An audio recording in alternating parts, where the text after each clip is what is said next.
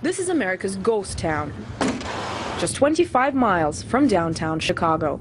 Gary, Indiana, dubbed a symbol of urban blight by some, compared to post-evacuation Chernobyl by others. It is a sad thing, it really is, and very depressing when you see something like this in this kind of condition to just continue to age and continue to fall apart. This is the City Methodist Church. Today it's an abandoned shell with rusted ceilings, rotting junk and graffiti. When these sorts of sites fall into this kind of disrepair, it's almost like a neglect of one's own historical soul. Built in the 1920s, first a place of worship, later a community center, it is now at the forefront of Gary's decline.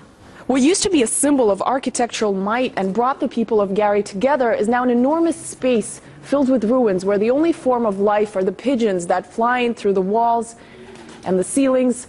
Urban explorers, historians and architects are saying that the chances of this place ever being rebuilt are close to zero. So it looks likely that this place, as well as many others throughout Gary, are on their way to completely ceasing to exist.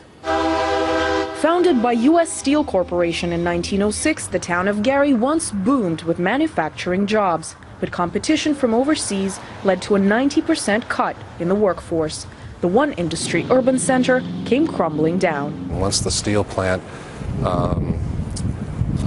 suffered its loss of 30,000 jobs, that meant that the population would grow smaller. That meant the revenues for the city would go down.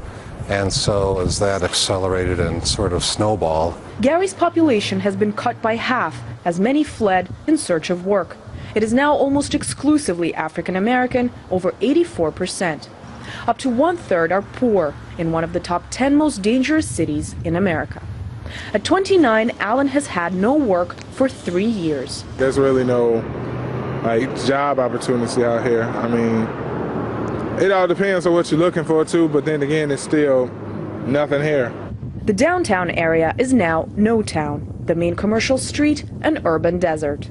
As the economy here collapsed, so did countless businesses, small and large, creating a town where sites like this are common and hope is long forgotten.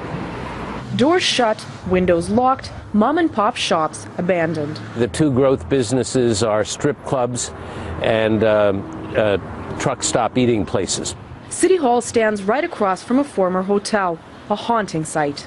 During Gary's peak years, places like this would become a temporary home for out-of-towners visiting this place. The hotel is now deteriorating, there are no windows left, and a police car is outside making sure squatters don't get in. There's no other hotel left in this town. There are no investments flowing into this area nowadays. Instead, there's only hopelessness building up. It does two things. It makes me sad and then it pisses me off.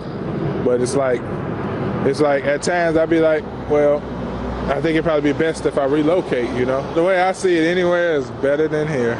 Nothing here, point blank. But lately there's not much to be found elsewhere either. While Gary is a symbol of collapse, industry has been dying all across the U.S. Promises of a manufacturing revamp are all the rage, while places like this are being erased from the map of America. Anastasia Churkina, RT, Gary, Indiana.